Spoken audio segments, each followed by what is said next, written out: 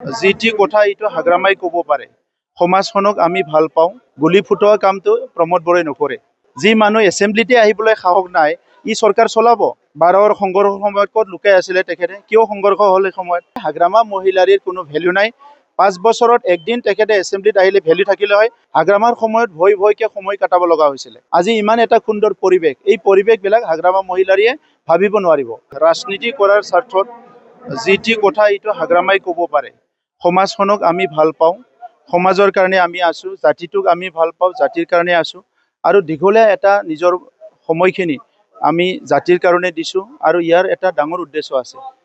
আৰু আজিৰ সময়ত এই যি কথাবিলাক হাগ্ৰামা মহিলাৰীয়ে ক'ব পাৰে, গুলি ফুটোৱা কামটো প্ৰমোদ বৰাই নকৰে।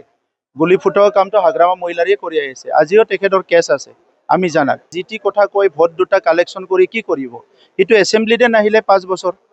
যি মানুহ এছেম্বলিতে আহিবলৈ সাহস নাই, ই চৰকাৰ চলাব। যোৱা 17 বছৰ কেনেকৈ চৰকাৰ চলাইছিল সেইটো আপোনালোকে নুসুধে তেখেতক।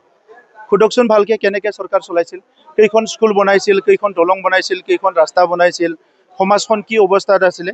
2012ৰ সংঘৰ্ষৰ সময়ত ক'ত লুকাই আছিলে তেখেতে? কিয় সংঘৰ্ষ হ'ল এই সময়ত? আমাৰতো 5 বছৰৰ এটাও সংঘৰ্ষ নহ'ল। 2008ত ওদালগুৰিত কিয় সংঘৰ্ষ হ'ল? সেই সময়ত ক'ত লুকাই আছিলে তেখেতে? আমাৰ সময়তো এটাও সংঘৰ্ষ হোৱা নাই। আজি তেখেতে যি কথা ক'লে হ'ব নেকি?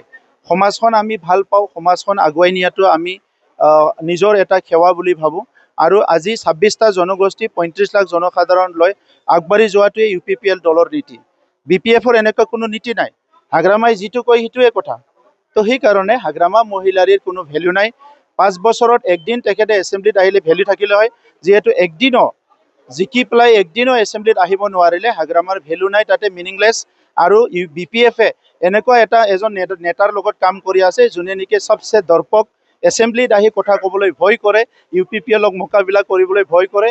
এনেকুৱা ভয়াতুৰ এটা নেতাৰ লগত BPFৰ মানুহবিলাকে কাম কৰি আছে। আজি হাগ্ৰামাই কোৱা কথা আপোনালোকে প্ৰশ্ন কৰি আছে, মোকো সোধক। 5 বছৰ ময়ো চৰকাৰ চলালোঁ, ময়ো কাম কৰিলোঁ।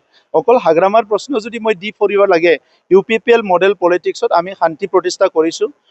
বড়ো অনাবড়ো এইটো এটা পৰিৱেশ আছিলে, আমি সমন্বয় ঘূৰাই আনিছোঁ।